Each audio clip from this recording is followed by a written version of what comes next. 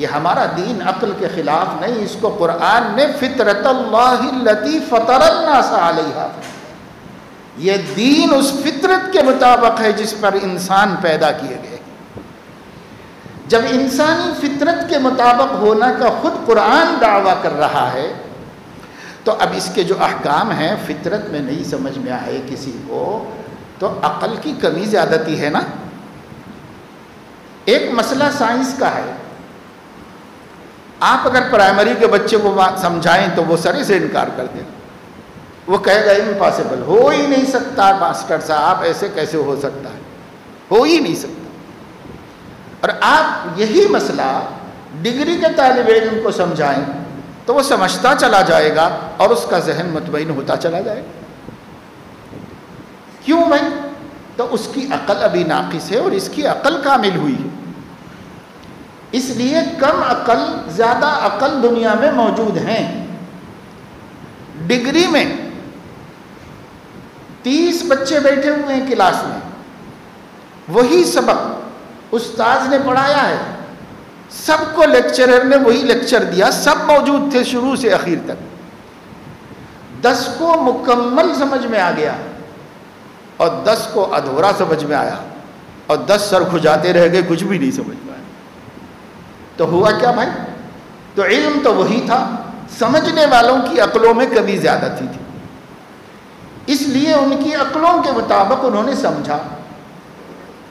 بسا اوقات استاذ نے سمجھایا لیکن سامنے بیٹھے ہوئے ایک شاگرد کو سمجھ میں آیا کہ استاد غلط سمجھا رہے ہیں، صحیح ایسا ہے۔ روز ہوتا ہے، کوئی نئی بات نہیں۔ تو کبھی شاگرد کی عقل استاذ سے زیادہ ہوتی ہے، کبھی استاذ کی عقل شاگرد سے زیادہ ہوتی ہے۔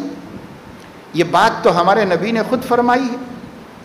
رسول اکرم صلی اللہ علیہ وسلم کا ارشاد گرامی ترمذی، ابن ماجہ، ابو داؤد وغیرہ میں ہے کہ آپ صلی اللہ علیہ وسلم نے فرمایا اللہ اس بندے کو خوش رکھے جو بندہ میری حدیثوں کو اچھی طرح محفوظ رکھتا ہے، میری باتوں کا علم حاصل کرتا ہے، محفوظ کرتا ہے اور دوسروں تک پہنچا دیتا ہے، اس لیے کہ کبھی علم کا اٹھانے والا یعنی عالم جس کو علم پہنچا رہا ہے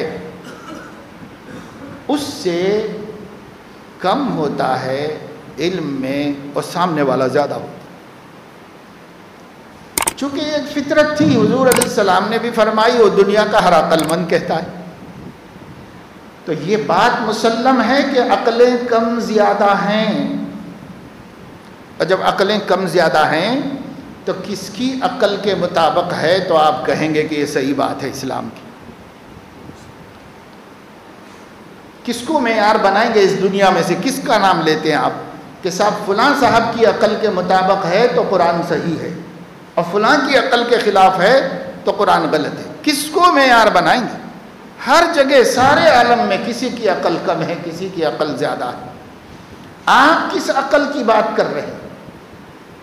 ہم سے پوچھو تو ہم کہیں گے ایک عقل کو بنا لیں گے معیار، اور وہ عقل ہے نبی کی، کیونکہ اللہ نبی کو کامل بناتا ہے اپنی تخلیق کے اعتبار سے، قوت کے اعتبار سے، حسن کے اعتبار سے، خوبصورتی کے اعتبار سے، طاقت کے اعتبار سے، اور بینائی کے اعتبار سے، شنوائی کے اعتبار سے، علم کے اعتبار سے، ہر اعتبار سے اس کو کامل بناتا ہے اللہ، تو عقل بھی اسی کی کامل۔ لہذا اب ہم کہتے ہیں ایک بندہ ہے جس کی عقل کو معیار بناؤ، اگر عقل ہی کی ماننا ہو تو، اور وہ عقل ہے نبی کی، تو اللہ کی کوئی بات نبی کے عقل کے خلاف نہیں ہوئی، لہذا سب باتیں معقول ہیں۔ ساری شریعت اور سارے احکام اللہ رب العزت نے جو نازل فرمائی وہ انسانی عقل کے مطابق ہیں۔ اس لیے یہ کہنا کہ عقل کے مطابق نہیں ہے، یہی غلط ہے۔